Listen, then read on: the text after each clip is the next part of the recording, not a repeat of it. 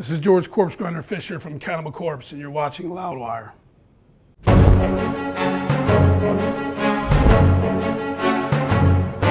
Hey everyone, Graham from Loudwire here with Mr. Corpsegrinder. Thank you so much for coming to me. Thanks for having me. I appreciate it.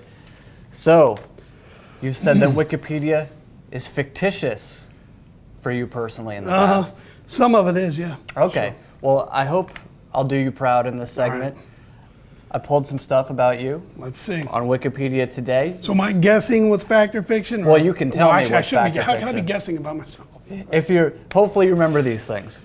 But first off, you're born in Baltimore, Maryland. Yep. Maryland. Fact. Yes, fact. Okay. They do get that wrong. They do? Wait, where have they previously had me being from? Oh no, not you. Other okay, people, they've got it wrong. What, am I before. from Alaska? You know. It says on Wikipedia that you're a fan of the U.S. Olympic women's curling team. I don't know the first thing about curling.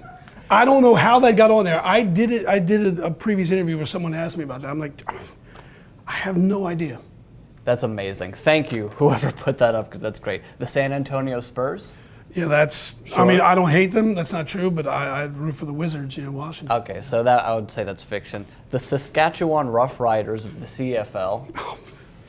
Saskatchewan Roughriders. CFL. It's getting painful. But that's fiction. Being from Baltimore, we did have the Stallions 2 years. We had the Stallions. They won the Grey Cup in their second year. Wonderful. I still have the shirts at my house, and then they became, I believe, the Montreal Alouettes. So if I was going to root for Canadian team, yeah, right. Saskatchewan Roughriders. But you know what they probably got that from is Terrence and Phillip. Really? South Park. Oh yeah, the Roughriders. Yeah, I probably was Classic. saying that to somebody and they overheard it and then Killer. put it on Wikipedia. And the Denver Broncos. Yes. That's true. We know Fact. that to be true. 100%. It says that you listen to a lot of straight edge 80s hardcore. Hell yeah, man. Awesome. Favorite bands? Bad Brains? Yeah, I never got to see them either, too. That bothers me. I'll tell you another band. It's not straight edge, really, but Warzone. Okay. Oh, I was supposed to see them so many times in Baltimore. So many times, man. And they always canceled. And the only time I ever saw Rabies, Cro-Mags were playing at 930 Club in DC. And he was he was there with them doing stage security or something. I was like, fucking Rabies, man. Youth of Today, I love Youth of Today, Judge and all that, Bold, all the old New York hardcore city bands, not just the straight edge, but the straight edge stuff just always seemed to have just that little bit more, you're gonna fucking listen to us, just that fire. I love that stuff.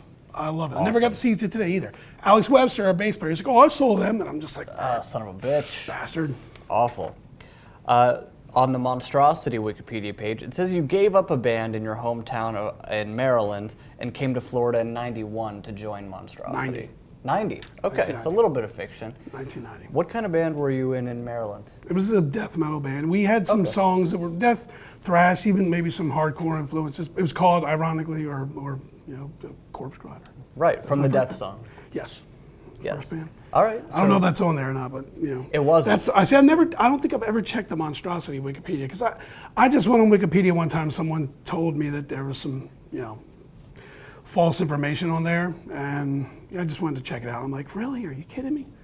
Interesting. I think it's improved. I think there are some things they've changed since I first ever saw it. I'm gonna It take used to have credit my for birthday in December. December? When is your birthday, just in case? July Okay. 8th, 1970.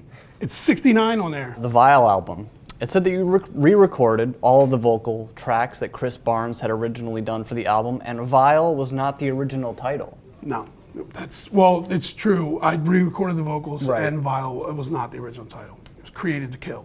Created to Kill was the original That's title. the title. I think it was Wow. Chris's title. Yeah. Okay. Was there a specific And he reason didn't for have the change? whole album finished. There was only certain songs that he had finished, and then Okay. we redid all those. In '97, said Rob Barrett left Cannibal Corpse after you guys had an argument over musical differences. There was no argument with any of us. Okay. He left. He had his. I think it were more personal reasons, but yeah, we weren't. None of us were. We weren't like. Not a big blow up kind No, of thing. no. Okay. He just said he was leaving, and then he left. It says that you yourself added the phrase "fuck the Alliance" to the liner notes of the Kill album. It was just my thanks list. On your thank? Yeah, your thank I'm yous? almost 100% certain it was on my thanks list. Yeah, Okay. yeah. What does that mean? the Alliance. Well, it's Warcraft. There's the course. Horde, which is this, it's my tattoo. That's right. That's the Horde symbol, and then there's the Alliance, and there are two different factions with different races. Like the Horde's metal, it's orcs and trolls and undead, and the Alliance is humans and gnomes and some other dumb races that I hate. And so you have PvP battles, and I was constantly. After I had done some interviews and people knew that I played on the Horde side, they were all, like fans of the band, like, I killed you one time, because I gave some people some of my character names.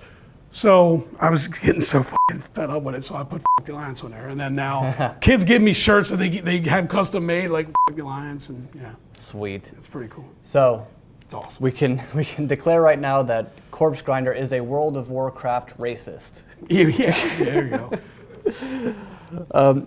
Blizzard Entertainment implemented a non-playable character named Gorge the Corpsegrinder into World of Warcraft, Wrath of the Lich King, after you revealed your interest in the game. Mm-hmm. That's awesome. That's pretty cool. Yep, he's in the Borean Tundra. I don't know what that is. It's just an area. It's an area. But I've went to him and taken pictures of my other characters. Oh, that's come on, man, amazing. screenshots. You have to. When I saw that, I swear, because I get all the expansions, like, now you can do a digital download, but back then, like, you had to wait in line, or wherever your store was, and World of Warcraft was doing so well back then. There was a line, and I remember I got it, and I had heard some rumblings. I know some of the people at Blizzard, and I went looking around, and I was like, I can't believe it. It's so awesome. Come on. So you weren't even told by them. You just kind of. I found out. I saw him, and a friend of mine who plays in another band that I sing in, he plays Warcraft too, and I was like, dude, you'll never believe this. I took a picture. I sent it to him. Yeah. That's amazing, just to discover that. That's so awesome, man. That's really cool. Really, and he told me, he's like, I told you they were going to do that. He had warned me. He's like, dude, I swear they always do cult characters, and they mess with the name a little bit just so they don't have to pay anybody. Well, good for them. Hey, I don't have a problem with that. It's all right, dude. I don't have a problem at all. It's awesome. It says that you did not speak a word until you were 5 years old, and in high school you excelled only in frog dissection and football. No. What? No. Oh, I'm sorry. That's totally. I'm sorry. Fiction. That was Nathan Explosion's Wikipedia page. Oh, okay. I'm sorry. It's an easy mistake to make. I can understand that. But that wasn't influenced by your childhood at all. That part of Nathan Explosion's life. No. I don't know if I've ever dissected a frog. I put a few on hooks, but. Ooh. Fishing, man. Of course. Tadpole. Well, really tadpoles. You know what I mean? Tadpoles are good for who bass. fishes with a giant bullfrog on a hook? Well, I mean. I don't know about that. I've never used a bullfrog, but you got to do tadpoles. Really, tadpoles. If you get the bigger tadpoles, just before they become frogs, man, put them on a hook, jig it around the stumps and logs. Fair enough. Money. You're good at that. Speaking of Metalocalypse, you did occasional guest appearances where you voiced the metal masked assassin. Yes. Very true. Awesome. Yes. So when Brendan Small, I'm guessing Brendan probably asked you to voice that character. Well, what was his intention with that? Well, we were doing Sounds of the Underground tour, and he just came up to me and just was like, "Hey, I'm Brendan. I have this cartoon coming out." And we'd heard that this cartoon was out. I'm not sure if they'd had the first episode out yet, or if it was coming out. Yeah, this was like in California, and he's just like, "And we'd love you to be on it," And he told me that James Hetfield and I think Kirk Hammett had done some voice or whatever. Like, yeah, sure, So I flew out to California, and I did some other stuff that they never put in some. I did. Let me see. I did the kid in the Dimmu Burger. Oh yeah, of course. The burger joint. Hey, face, give me 4 number 5s. I did that. The Masked Metal Assassin. I did a guy in one of the blues episode when they learn the blues. There's this hippie guy that's like, it's so depressing, and the speaker blows him into a tree and his head, he gets impaled. I did him, and the Metal Assassin's a guy I did repeatedly. I did him a lot. I went there. I met Mark Hamill when I went there. He was in the studio because he did voices for him, and he was there doing the voices. That's awesome. Yeah, I took pictures with him and Tommy and Brendan. It was, dude, come on, really. So they asked you to do it before you even knew that you were essentially Nathan Explosion. Yeah, they took me to the studios, and they showed me all the storyboards, and just some of the drawings that they had, and there were all these pictures of me and Conan the Barbarian. And those were the two people, I guess, that they would like, okay, this is him, you know what I mean? That's cool. Here's how you gotta make him. Yeah, they showed me the whole thing. It was awesome. It was cool, man. Cannibal Corpse's lyrics, it says that you guys are never thinking of anybody in particular that you're trying to kill or harm in a lyric or a song. It's true. Never about anyone, never inspiration out in the real world. Not really, you know. I mean, yeah, I'm sure. Let me tell you right now, though, I will say The Time to Kill Is Now from the Kill record. When I sing that, especially when it first came out, I was always thinking about the Alliance. Yeah. And I'm not playing, dude. I used to say on stage, this goes out to all you motherfuckers playing Alliance. Ooh. And Alex wrote the lyrics. He's like, man, I didn't write that about the Alliance. And I'm like, yeah. Well, you make it your own. That's the point of music. Yeah, well, you know, but I just was just like, you know, this one, you know, or I think I might have even started saying just the Alliance and then, you know, Time to Kill Is Now or whatever. But so he was like, you know, but either way, yeah, I don't know. I can't really say I've actually been on stage or in the studio thinking about beating shit out of somebody or harming anyone, because I'm not violent, you know. Yeah. Just a fun-loving guy. Just the virtual human. Give me some Hank 3 and some whiskey, and life is good, man. You know, I don't want to hurt anybody. I get it all out on stage, but it's not like I'm focusing on one person to do it to. Sure. I can't really say. I mean, I've yelled at some people on stage, but I'm not coming off stage to hurt anybody. No.